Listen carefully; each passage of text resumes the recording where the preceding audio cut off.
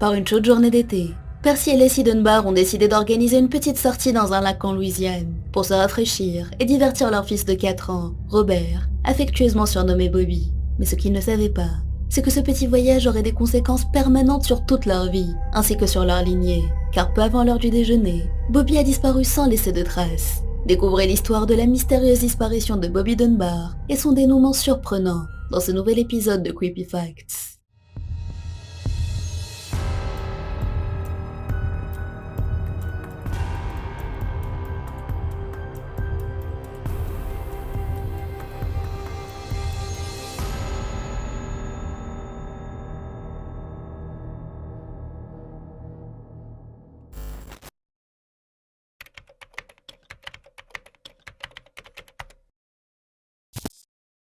C'était le 23 août 1912. Bobby Dunbar, un petit garçon de 4 ans, accompagnait ses parents Percy et Lacey Dunbar au lac de Swayze, en Louisiane, pour une petite session de pêche pour lutter contre la chaleur écrasante de ce mois d'août. Juste avant l'heure du déjeuner, alors que la famille s'amusait dans l'eau, ils ont brusquement remarqué que le petit Bobby n'était nulle part en vue. Ils l'ont cherché partout, sans succès. Bobby avait disparu sans laisser de traces. N'ayant plus d'autre solution, ils ont prévenu les autorités locales, et de vastes recherches à échelle nationale ont été lancées.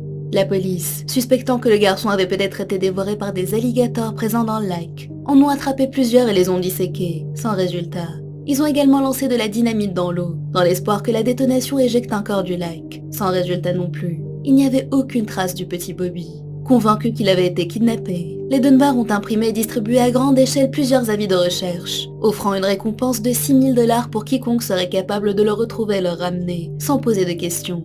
La description du petit garçon avait fait le tour des médias, et s'était bien imprimé dans l'esprit des gens. Grands yeux bleus, cheveux clairs mais devenant foncés, teint très clair avec des cheveux roses, bien développé, robuste mais pas très gros. Le gros orteil du pied gauche présente une cicatrice de brûlure importante survenue quand il était bébé. Malheureusement, même la promesse de la récompense n'a pas eu d'effet dans l'immédiat. Puis, 8 mois après la disparition de Bobby et le début des recherches, les Dunbar ont reçu une bonne nouvelle. Un garçon correspondant à la description de leur fils avait été retrouvé dans le Mississippi, sain et sauf.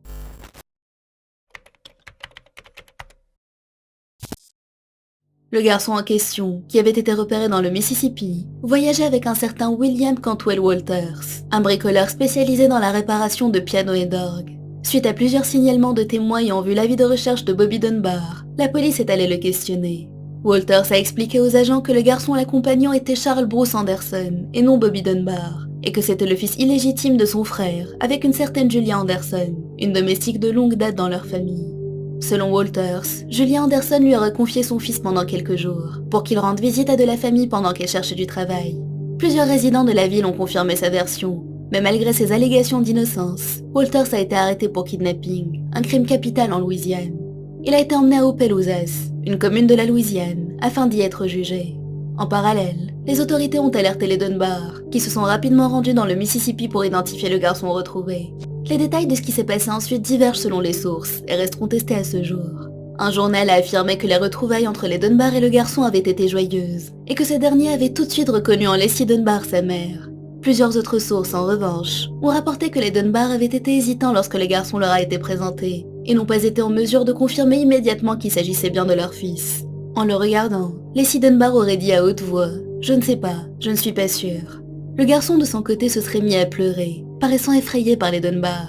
Toujours selon la presse, lorsqu'il aurait plus tard rencontré son jeune frère Alonzo Dunbar, les deux garçons n'auraient eu aucune réaction en se voyant, ne semblant pas se reconnaître. Les Dunbar ont eu l'autorisation de garder l'enfant retrouvé pour la nuit, et le lendemain, Lacey a eu l'occasion de lui donner un bain. C'est là qu'il aurait reconnu ses grains de beauté et ses cicatrices, et négligeant complètement l'absence de la brûlure sur son orteil, elle a affirmé qu'elle avait une certitude absolue qu'il s'agissait bien de son fils Bobby. Les autorités ont donc permis aux Dunbar de ramener l'enfant chez eux, ce qu'ils ont fait le 25 avril 1913. Une grande fête a été organisée pour fêter son retour, mais la joie et les festivités n'allaient pas tarder à s'évanouir.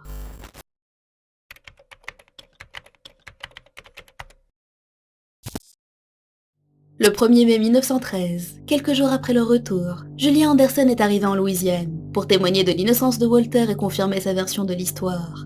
Les autorités ont donc rappelé Percy et Lacey Dunbar, leur demandant de ramener le garçon pour que Julia Anderson puisse l'identifier. Mais tout comme les Dunbar avant elle a eu un moment de doute et n'a pas immédiatement identifié l'enfant comme étant son fils Bruce.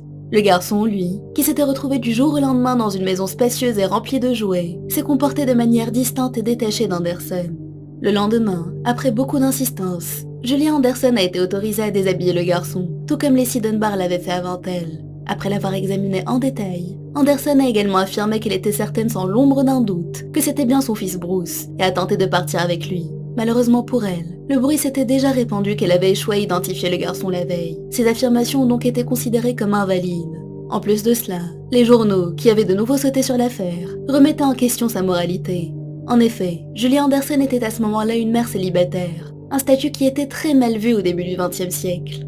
Ne pouvant pas se payer un avocat pour se battre contre la décision du tribunal, elle est rentrée chez elle en Caroline du Nord. Mais ne s'avouant pas vaincue, elle est revenue en Louisiane quelque temps plus tard, dans une deuxième tentative de sortir Walters de prison et récupérer le garçon dont elle était persuadée d'être la vraie mère. Cette fois-ci, elle était accompagnée par plusieurs résidents de sa ville, qui ont tous déclaré très bien connaître Walters et le garçon, qu'ils avaient vu en ville à plusieurs reprises bien avant la disparition de Bobby, ce qui était pour eux une preuve irréfutable que les Dunbar avaient le mauvais garçon. Mais malgré ces témoignages, le tribunal s'est de nouveau prononcé en faveur de Leslie et Percy Dunbar. À partir de ce moment-là, le garçon a été officiellement et légalement reconnu comme étant Robert Dunbar et a vécu sous cette identité pour tout le reste de sa vie. Quant à Walters, après un procès de 2 semaines très largement médiatisé, il a été reconnu coupable de l'enlèvement de Bobby Dunbar. Il a cependant échappé à la peine capitale, a été condamné à la prison à perpétuité. Après avoir purgé 2 ans de prison, son avocat a réussi à faire appel, lui donnant le droit à un nouveau procès. Mais étant donné le coût financier du premier, le tribunal a refusé de le juger à nouveau et a décidé de le libérer directement en 1915. Il a vécu dans la disgrâce publique pour tout le reste de sa vie, mais a maintenu son innocence jusqu'au jour de son décès, le 7 avril 1945. Julia Anderson, de son côté, est retournée définitivement en Caroline du Nord, où elle s'est remariée et a donné naissance à 7 enfants, selon divers témoins. Elle n'a jamais oublié son garçon et a passé le reste de sa vie à considérer les Dunbar comme les ravisseurs éhontés de son fils. Son seul réconfort était de savoir que le garçon vivait avec une famille aimante et aisée, qui lui offrirait une vie qu'elle n'aurait jamais pu lui offrir elle-même. Depuis le jour du verdict et jusqu'à la fin de sa vie, elle ne l'a plus jamais revu. Bobby Dunbar, après ce tourbillon médiatique et juridique, a enfin pu s'installer avec sa famille et s'est bien adapté. Il jouait avec ses frères et a pu grandir normalement. À l'âge adulte, il a été informé des événements survenus durant son enfance, dont il ne gardait qu'un vague souvenir. Mais il a toujours maintenu qu'il savait qui il était, et qu'il était bien Bobby Dunbar. Il a fini par se marier et a eu 4 enfants, vivant une vie bien remplie jusqu'à son décès le 8 mars 1966, suite à des problèmes cardiaques, à l'âge de 57 ans. Mais ce n'est que des décennies plus tard, en 2003, que la vérité sur ses origines éclaterait au grand jour.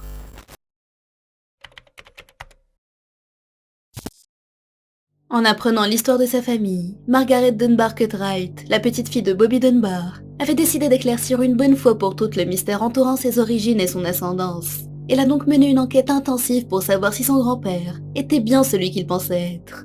En 2003, elle a demandé à son père, Bob Dunbar Jr., de se soumettre à un test ADN.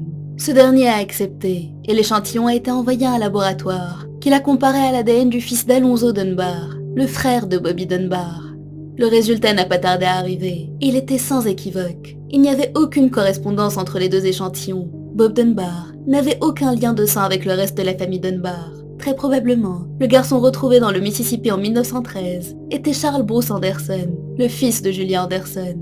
La famille Anderson était ravie de la tournure des événements, car elle estimait que ces révélations lavaient leur nom et validaient leurs affirmations. La famille Walters était également soulagée, car cela disculpait William Walters des accusations de kidnapping et prouvait définitivement son innocence. Quant au vrai Bobby Dunbar, son sort reste à ce jour inconnu. Margaret pense que l'enfant serait tombé dans le lac où il était avec ses parents, et qu'il se serait soit noyé, soit fait dévorer par un alligator. Certains journalistes avaient même émis l'hypothèse que ce serait Percy et Leslie Dunbar qui auraient quelque chose à voir avec la disparition de leur fils, accidentellement ou volontairement, et qu'ils auraient utilisé l'opportunité que leur a fourni le garçon retrouvé dans le Mississippi pour couvrir leurs actes. Il y a également eu des rumeurs disant que des empreintes de pas s'éloignant du lac auraient été retrouvées, et que des gens du coin auraient repéré un homme à l'air suspect avec un enfant dans les bras. Mais ces rumeurs n'ont jamais été confirmées, et n'ont jamais débouché sur quoi que ce soit de concluant.